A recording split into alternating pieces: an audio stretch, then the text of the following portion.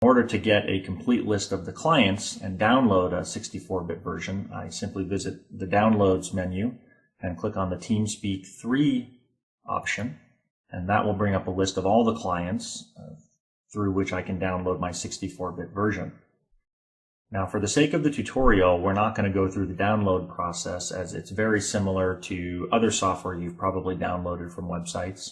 So I'm going to close the browser. And as you can see here on my desktop, we've actually got an icon for the 64-bit version. Normally, I would double-click on that icon, and that would kick off the installation process. But again, for the sake of this tutorial, we're not going to walk through the installation process, as it's very similar to other software you have probably installed on your computer. What we're going to do is we're going to jump right into the Teamspeak 3 setup wizard, which allows you to configure the software quickly for chatting. As you can see here, there's a Teamspeak 3 client icon on my desktop, which was created on successful installation. So I'm going to double click on that, which is going to bring up the Teamspeak 3 interface. Now, if this was the first time we had installed this software on this computer, the setup wizard would launch automatically. Unfortunately, it's not. So when the interface opens, I need to go up to the settings menu and I need to click on the setup wizard option. Of course, this is also the way to quickly rerun the setup wizard if you need to do so in the future. As you can see here, there are 6 steps in the setup wizard. They're all very straightforward, as you'll see. To kick off the process, we simply click the next button. So the first step in the setup wizard is to choose our nickname. The nickname is kind of your display name.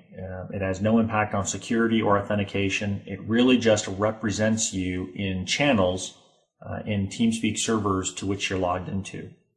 So as you can see here, we have selected the name Alpha for this tutorial. I'm going to click the next button to continue. So the second step in the setup wizard is perhaps the most important step, and it is configuring how Teamspeak will interact with your microphone. There are 2 options, as you can see here. One is voice activation detection. Now, this method is very transparent. It simply allows Teamspeak to engage the microphone when you're speaking and turn it off when you're not. So again, you don't have to really do anything. The second method, which is push to talk, is more like a 2-way radio. So the only way that Teamspeak engages with the microphone is if you're pressing the assigned hotkey. For the sake of the tutorial, though, we're going to use voice activation. So let's click the next button to continue. Now, this step involves setting the microphone sensitivity so that Teamspeak knows when to turn on the microphone and when to turn it off. We begin this process by clicking the Begin Test button. Now, you'll see a few things here. The first is the bar, right? There's a colored bar moving from left to right that grows and shrinks based on the loudness of my voice. Right below it, as you can see here, and they kind of move around, are a couple of arrows. The arrow on the left represents the low end sensitivity of your microphone, so when there would be no sound, then it would shut off. And the top arrow, the far right arrow, represents the top level of sensitivity.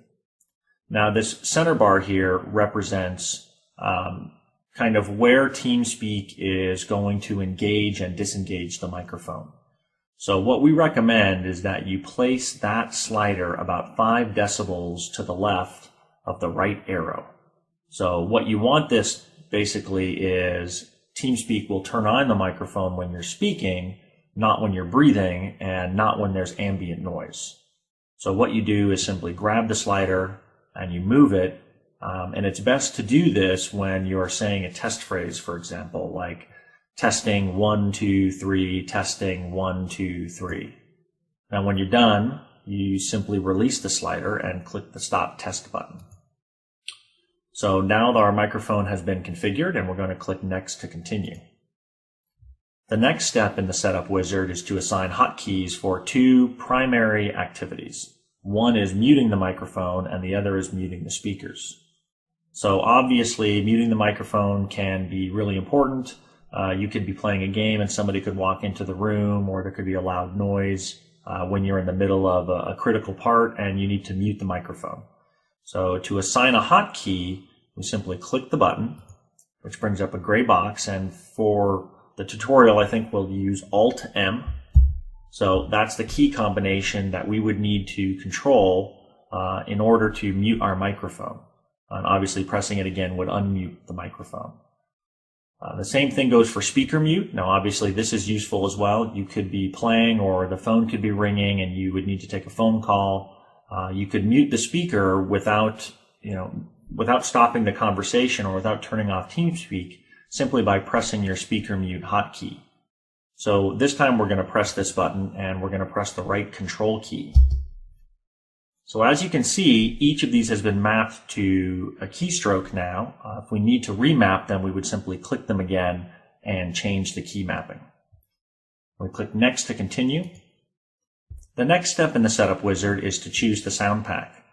So there are a number of events within Teamspeak that will trigger a voice or a sound, such as switching a channel or somebody entering the channel that you're in or somebody leaving the channel.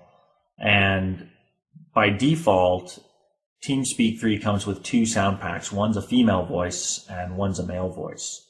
So you can test any of these by simply clicking the play button next to the event. For the sake of the tutorial, we'll just leave it at the default, which is the female voice pack. And we'll click the next button to continue. Now, this step in the setup wizard allows us to enable a couple of plugins that come built in with Teamspeak 3. So Teamspeak 3 is a very powerful plugin framework that allows it to extend the functionality into other applications and software on your computer. The first one, which is an overlay, will display a Teamspeak 3 overlay in the game that you're playing. So it supports a lot of popular games like World of Warcraft and Call of Duty, but this allows you to see the Teamspeak channels and interface right on the game so that you can maximize the real estate that your monitor has for the game itself and not have to switch back and forth between the game and Teamspeak's interface or have some sort of split window. So we're going to enable that by checking the box.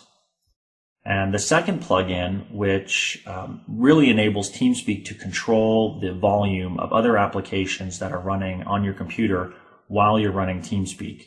So what it does is it really just reduces the volume of other applications so that the Teamspeak volume and the chat volume is always the highest. So we're going to check that one as well. We'll click the next button to continue. So that's the completion of the setup wizard. Now, on this last screen, there are a few important checkboxes that we're going to run through really quickly called our post-setup wizard options. The first option, if we check, is to open the bookmarks window upon completion of the setup wizard. Now, Teamspeak has a great way for you to easily connect to frequent servers. We call these bookmarks. So doing this would allow you to immediately create some bookmarks. Now, in order to set these recurring bookmarks, you'll probably need a username and password to some of the servers. So it would be a good idea if you want to open the bookmark window upon completion that you have those handy. The next checkbox is to open a public server list. So there are lots of public Teamspeak servers out there that require no authentication, no username, no password. And they are a great place to really sort of get familiar with the Teamspeak interface and, and chat with some people and kind of get used to how the software works. The last one is allowing you to rent your own Teamspeak server. So there are a number of authorized Teamspeak providers out there who will, for a fee, allow you to host your own Teamspeak server. This is great if you want to provide a server for your guild or for your organization, whatever your needs. If you click this box, a web page will open that will display a list of the available operators from which you can rent your Teamspeak server. And then, of course, you could come back to Teamspeak after doing so and connect to it using the username and password provided to you by the operator. So we're going to click Finish here. Now, the last step in really sort of getting you up and running quickly is understanding how to connect to a Teamspeak server. That's accomplished very easily through the Connections menu. So we go to Connections and we select Connect, and as you can see, it has a hotkey of Control S as well. And that's going to open up the Connect window. Now, there's a lot of information in here that you can specify for a server, but really the only two pieces that you need are the server address and the server password. For the sake of this tutorial, we have hidden the server IP address we are using to connect. But as you can see by the tooltip, it is in the format of an IP address or a fully qualified domain name followed by a colon and then a port number.